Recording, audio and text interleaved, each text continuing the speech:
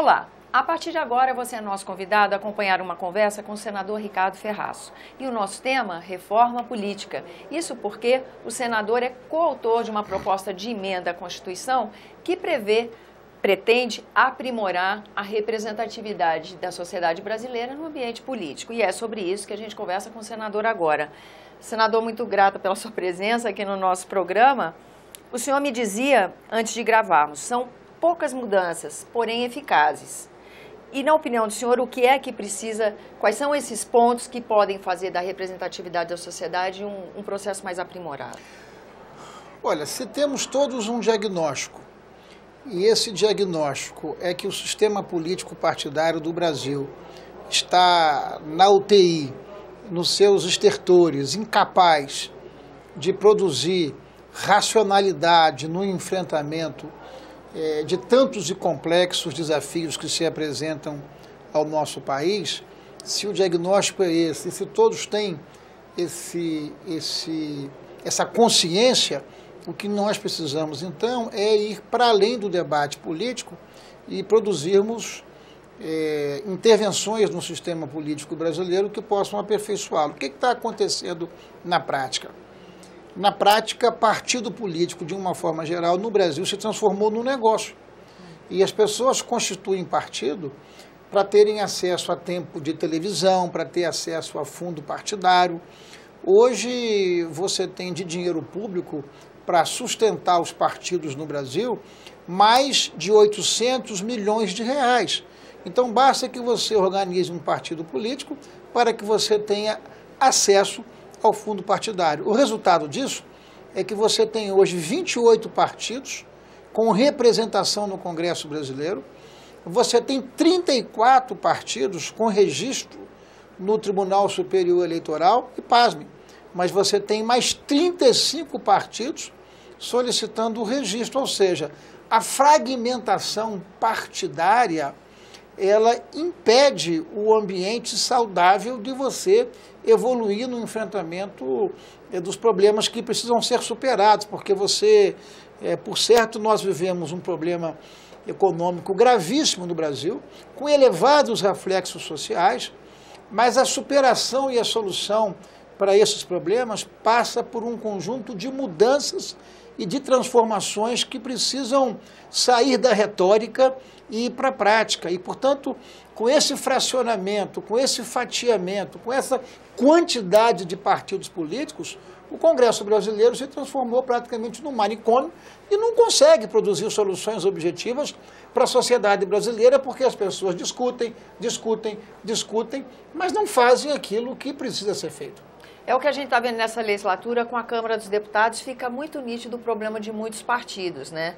Sem julgar méritos, mas há uma dificuldade, por exemplo, no Palácio da Presidência, da Presidência da República, fazer uma base na Câmara, por exemplo, com todos os partidos que ali estão representados, não é isso? O fundamental é o seguinte, o presidente da República, qualquer que seja ele, precisa ter um projeto político, precisa ter um projeto econômico e essa base precisa se articular em torno da identidade com esse projeto político, com esse projeto econômico, em razão dos resultados que ele tem que proporcionar à sociedade brasileira. Com essa fragmentação, o que nós assistimos na prática é o interesse pontual, é o interesse particular, é um conjunto de interesses que não é o interesse da sociedade brasileira.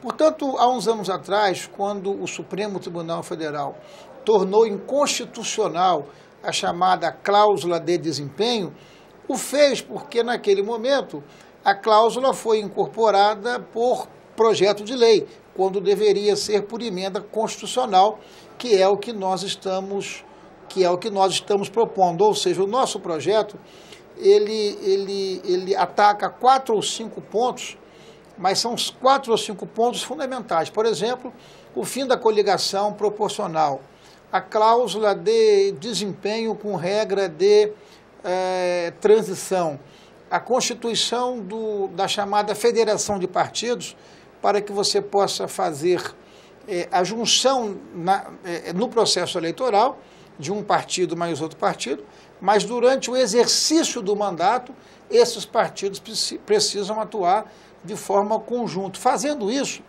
nós vamos reduzir a representação política partidária no Congresso para 12 partidos.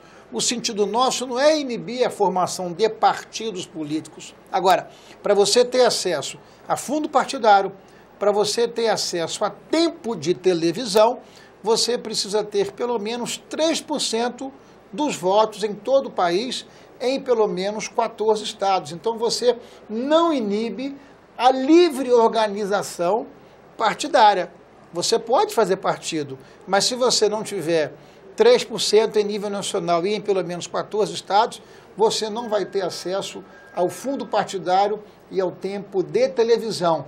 E aí você dá um tiro de misericórdia, por assim dizer, nestas negociações espúrias que nós estamos assistindo ano sim, o outro também, onde as pessoas constituem partido para ganhar dinheiro, como se constituição partidária para representar a sociedade fosse um negócio. Isso é um absurdo e esse nosso projeto, tanto meu como do senador Aécio Neves, mas que foi também subscrito por mais de 30 senadores, ele está na terceira sessão e nós temos toda a condição de aprová-lo ainda em outubro. E a expectativa, bom, é a proposta de emenda à Constituição, a gente sabe que é quórum qualificado, tem que ter a aprovação das duas casas. Como é que o senhor está vendo essa tramitação? Essas regras já poderiam valer para 2018? Estão todos muito convencidos de que nós não podemos manter o nosso sistema político nisso que eu chamo de uma marcha da insensatez.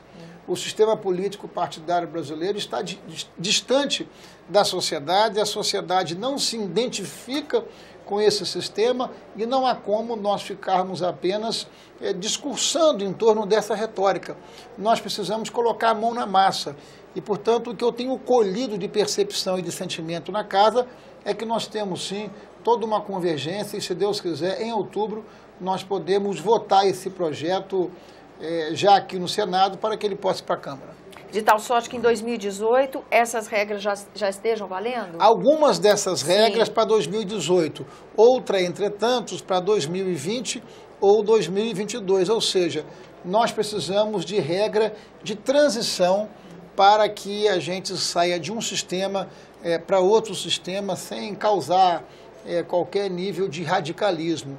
É isso que está nos permitindo a construção deste ponto de convergência. E aí vencer uma resistência, porque a gente testemunha no Congresso Nacional alguns esforços em se fazer uma reforma política que nunca consegue deslanchar a contento justamente por causa das resistências, né? É porque você precisa dialogar com a vida não como você gostaria que ela fosse. Você dialoga com a vida como ela é.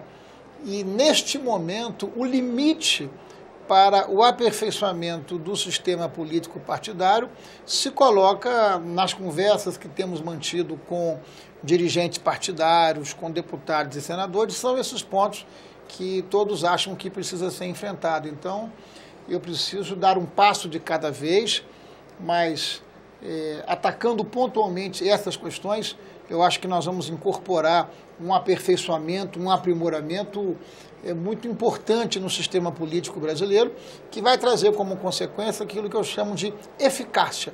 Ou seja, a política precisa discutir menos e produzir mais resultados para a sociedade, e quando você tem um sistema adequado, você pode fazer isso de maneira mais, melhor. Senador, muito grata pela sua presença aqui no nosso programa. Eu agradeço a você que nos acompanha. Lembrando que esse é o programa Argumento, que você é nosso convidado a fazer sugestões e críticas ao trabalho da TV Senado pelo 0800 61 2211, que é uma ligação gratuita. E quando você quiser rever esse ou outro dos nossos programas, aí você usa o endereço eletrônico senado.leg.br/TV. Até a próxima.